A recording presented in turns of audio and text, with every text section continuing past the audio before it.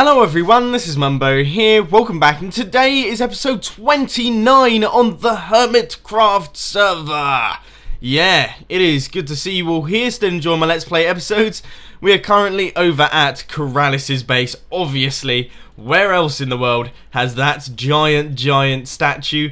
Unfortunately, for me, he hasn't actually seen it yet.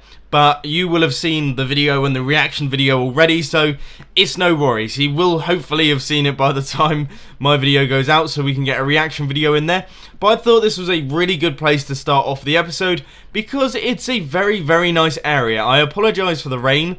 I can't do anything about it. I logged on, it was raining. I was like, bummer, but I gotta start recording. Now in this episode, we are going to be working on a massive project. It is absolutely gigantic.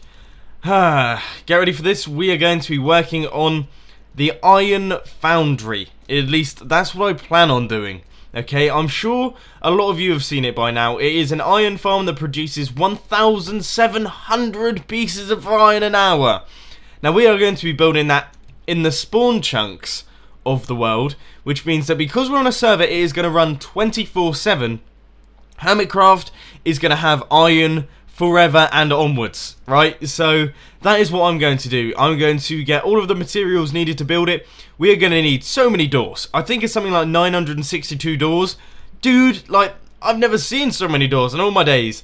So that is what we're going to be doing in today's episode. Now, I don't know if this episode is actually going to be a short one, because I'm just going to do very snappy, like, progress updates. Who knows what's happening there? But that is the plan for this episode. But I thought I'd just take a peek around Corralis's Hermit Town area, his Booby Mountain Resort even, just to give you guys a little inkling as to what he's been up to, because for those of you who don't know, Corralis is an excellent builder, and yeah, I just thought I'd give you a little show around of what he's been up to, and this place is just so fancy. Look at these houses. I really need to take inspiration from Corralis, because he knows what he is doing, and I've been watching a ton of his videos recently trying to get some ideas as to what to build. But anyway, without further ado, we are going to head over to the spawn chunks area, and we are going to start working out how on earth we are going to get on with this project.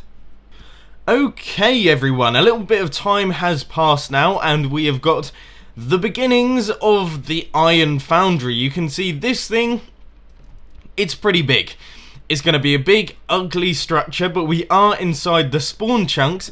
Now, for anyone that doesn't know what the spawn chunks are, I probably should explain this. They are an area in your world that is constantly loaded. It never unloads, which basically means you can do whatever you want in them, and it will always be loaded. Like, villagers stay loaded, which means that this iron farm is going to be producing iron 24/7, even if no one is on the server. It's very useful indeed.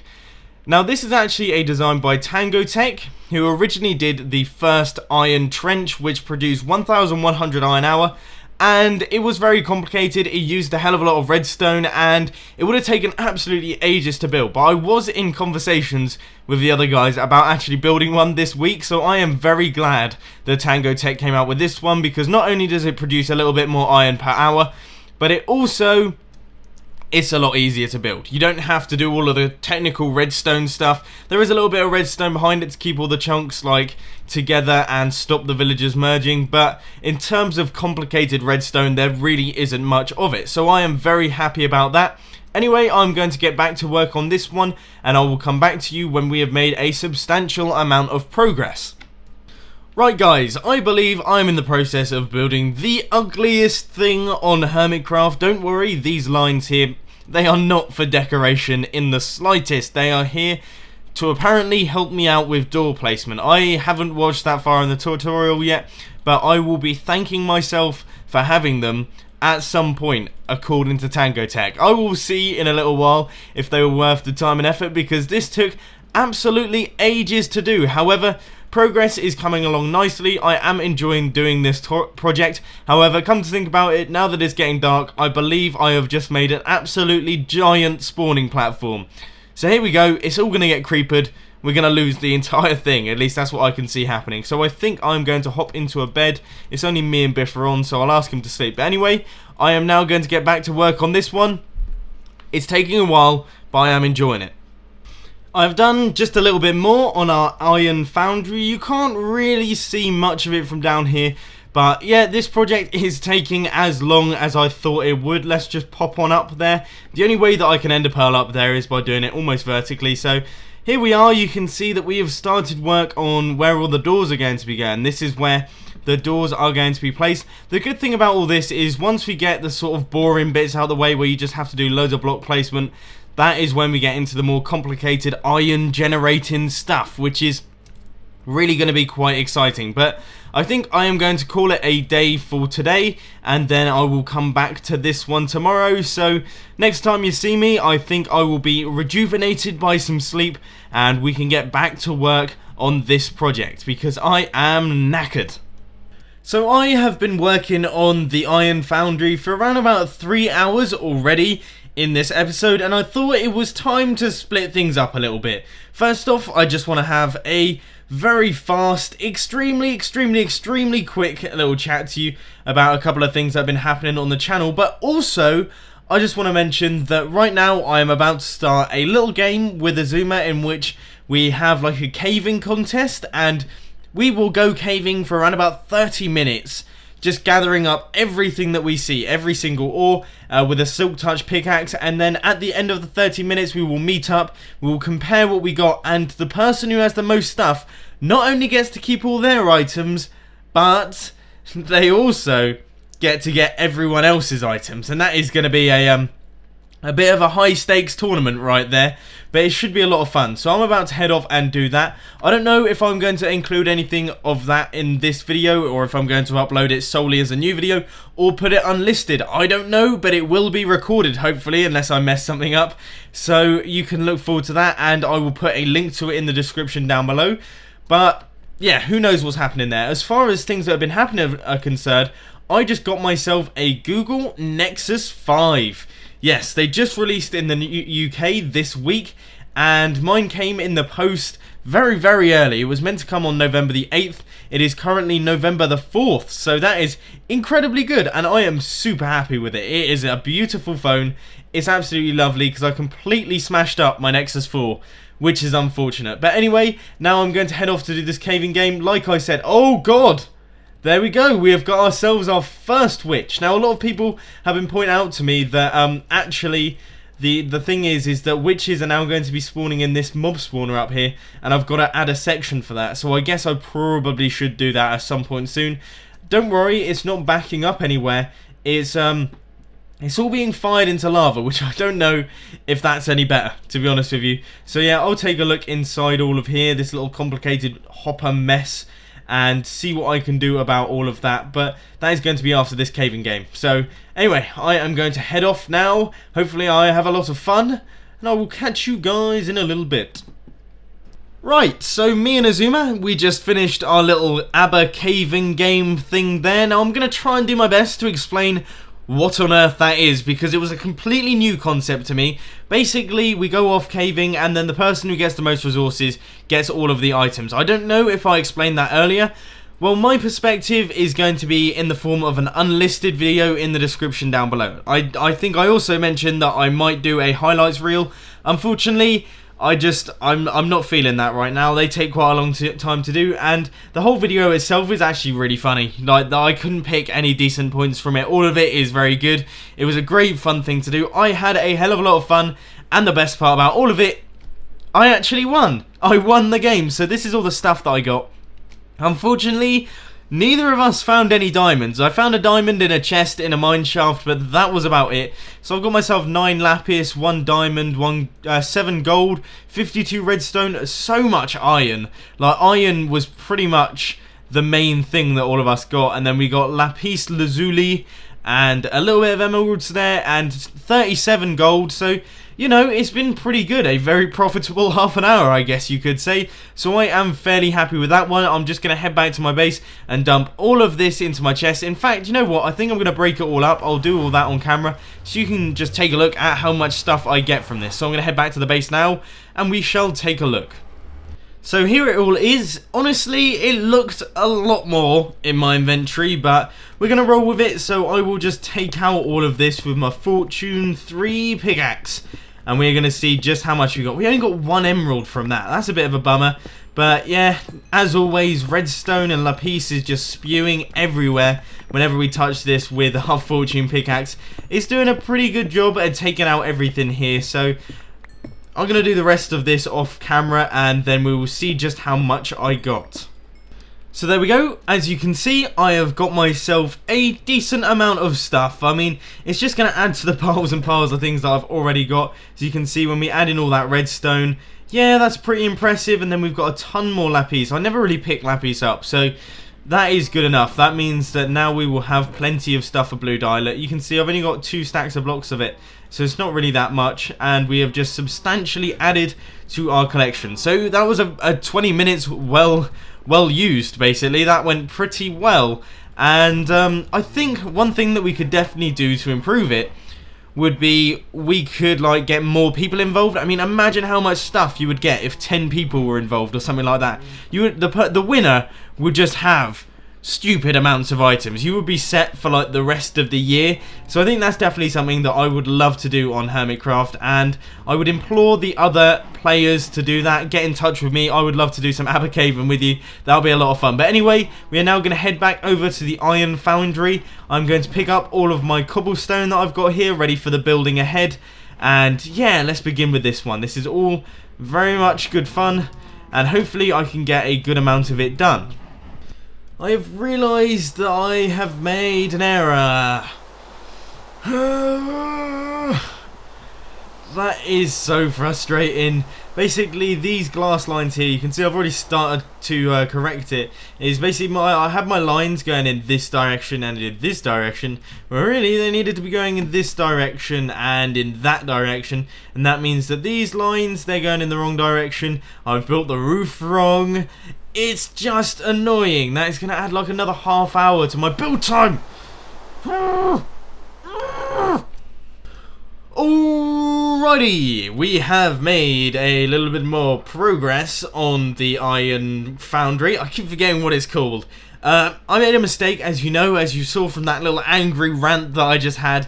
Made a bit of an error, and that has been fixed. We don't have the same stripes in this corner or that corner over there, but I think I can get the rough idea. You know, the stripes are going in this direction, they're still going in this direction all the way across here. But now you can see we have got this horrible claustrophobic roof. You know, I hate it. It feels like I'm scraping my scalp across the cobblestone. Not a nice feeling, but you know, it is in the design. This has actually taken a very, very long time to do. But you know what, it's the first big project that I've worked on in a while in Minecraft. You know, I've been messing about with a bunch of things that I've been up to, aka building a giant bushman, you know, sugarcane farms, doing Biffa's witch farm. Actually, no, that was a pretty good project, and so was the sugarcane farm. It's basically just building that giant bush. That's completely thrown me off. So I thought I would get back down to business and do something that is actually going to produce a hell of a lot of stuff for the server as a whole. So this is what I've done so far. It doesn't look like much, but it has taken ages. All of these blocks have been precisionally placed like guided missiles, because if I do anything out of place it could potentially break it. This is a very exploiting little farm that we've got here, and I am afraid of every single thing that I place in case I get it wrong. So anyway, I'm going to continue building. Enough ranting on about it, let's go. So a little bit extra has been done. It doesn't really look like a lot, but we've added in all of the glass and things like that, and all the supports, and I've also begun dismantling the iron farm up here, because obviously we need to get rid of the doors from this one, otherwise this one down here isn't going to work. But I have hit myself a little bit of a wall. You know, I'm struggling here because I need to get myself some villagers, 40 villagers to be exact, and that's a lot of villagers. I mean, we've got 16 up here, which I could transport down, but dude, 16 villagers, that is a large number to have to try and get down here. So I don't really know what to do here. I might have to draft in the help of another hermit, aka I think Red Eyes has got some, or Corrales has got some. I also believe that Azuma's got about 400 of them. So I might have to get in contact with one of those guys and just ask them how I would go about getting villagers up here. In fact, that seems like a pretty good idea to me because, you know, I'm having some trouble here. So, yeah, I'm going to get in contact. Let's see what I can get because 40 villagers, I'm not going to be able to do that at all. So, yeah, I'm going to do a bit of that. This is just a really quick thing to say. Look, I still don't have any villagers, right? I'm still in that situation. Me and Azuma, we spent a very long time trying to sort all of that out, and it is in the process of happening. We're using Corralis's infinite villager breeder, and we're sending them through the nether, but it is taking ages. So I thought what I would do is just continue on the build and keep doing the various bits and bobs that we're required to do. So at the minute, I am working on the killing chamber, and this basically makes up the heart of the build. This is where most of the mechanics lie. This is where the sort of constant chunk loading happens, which is extremely important for the design to work, otherwise it just wouldn't. So it is essential that I get all of this right. If I don't, then this will be a massive, almighty, mahoosive waste of time, and nobody likes that. So I'm going to have to concentrate through this one. Hopefully I will get it all done in today's episode. Let's take a look. Now we are going to take a second to just move away completely from the Iron Foundry project that we have been working on, and we are going to be taking a look at something else that happened during the week. If you didn't see the episode in which I pranked Corralis, I built a giant mumboosh jumboosh statue in his base using about 15 stacks of bushes. You can watch that, and that will be in the description. But basically, Corralis got me back, and he got me back pretty good. He filled my entire base with bushes. I've still got a few of them left. They're all in the cow farm. There we go. It was packed to the brim with those things, and he's also built himself a very nice looking Corralis statue. Now, just as a massive heads up here, my connection to the server right now is so awful. My internet has just gone completely rubbish. It doesn't seem to be working very well. It's not even loading a Twitter feed. I tried to do a broadband speed test, and it wouldn't even load the website to do the speed test, and I'm just taking damage here. I don't even know where I am. Right, so that's going well. So if I do end this episode prematurely, look at this, I can't even access a chest. It's just ridiculous. We got new internet last week, right? 60 megabytes a second I'm meant to be getting. Yeah, I think my ping is about 8 seconds. There we go. We finally reached the top. Dear. But yeah, as you can see, Corralis has built a very nice statue. He's even rewired the mob drops so that they go down this little hopper string. At least I think he has. I don't know. I can't open up a hopper. Who knows? We'll never find out. God, this is awful. I don't even know if I'm going to be able to upload this video on time. Oh, what's going on? Ah, stupid Virgin Media, right? Never go with them. My mum she's just staying loyal to them, even though we have been getting rubbish internet for the past like 3 years, and it's just not improving in the slightest. You can see here, guys, I can't play like this. I literally cannot play like this. I've got some fantastic news for you. Number one, my internet is back up and running. It just had a little bit of a spaz out, and yeah, there's nothing you can really do about it. I mean, I would have thought for the amount of money that we pay for it, yeah, it would have been better than that, but you know what? Oh god, did I just look at him? Did I just look at him? I certainly hope I didn't look at him. This place is so deadly. It is absolutely full of mobs. But anyway, on to the next brilliant thing that has happened. I have actually finished all of the redstone for the Iron Foundry, and I'll do a little bit of explanation on it once these flipping zombies just leave me alone. Just go away. Why do you have to do this? There were none of them when I started recording, but you know what it's like. So essentially what this thing does is it stops the chunks from unloading and merging all of the villagers. Now obviously this has been built in the spawn chunks. That means it is always going to be running because these chunks are always going to be loaded. What is this? Stop! Just leave me alone. You're just being very frustrating right now. Right, so this little system here is going to keep the system loaded and stop all of these 44 villages merging, and that means that the system won't break and we will get our full 1,700 iron an hour, which is exactly what I want. Now it looks a little bit odd, and that is because we've got the Nether Portal in there, and basically what happens is that this dropper here will fire a poppy or red rose through the Nether Portal every couple of minutes or so, and what that will do is the game will sort of go, whoa, whoa, don't unload those chunks, you know, there's things going on there, we can't unload those. that's a bad idea. So it keeps them loaded, and that stops our villagers from merging. Now the way that it does it is it actually sorts out the roses from the stream of iron that we're going to be getting from this farm, and then it puts it through the Nether Portal. So we're not going to lose any items. It's not like I have to refill it anytime soon. So it's all pretty cool, and yeah, it's very nice, compact, fast, and you can see it is dispensing the roses just like planned, which is brilliant.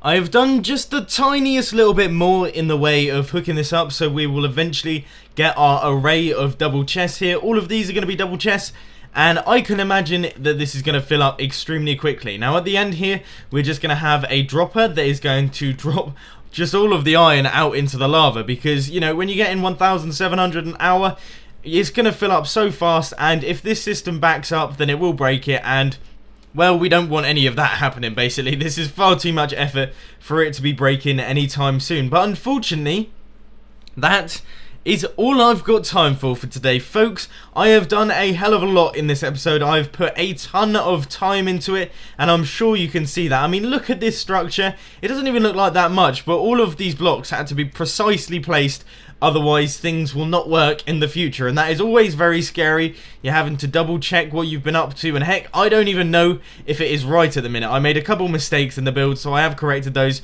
but I could be doing everything wrong and not even realise it, which would be an absolute bummer. But if you did enjoy this video, could you please be sure to hit that like button, and if you really loved it, then make sure to subscribe. But thanks for watching, guys. This has been Mumbo, and I'm out. I'll see you later.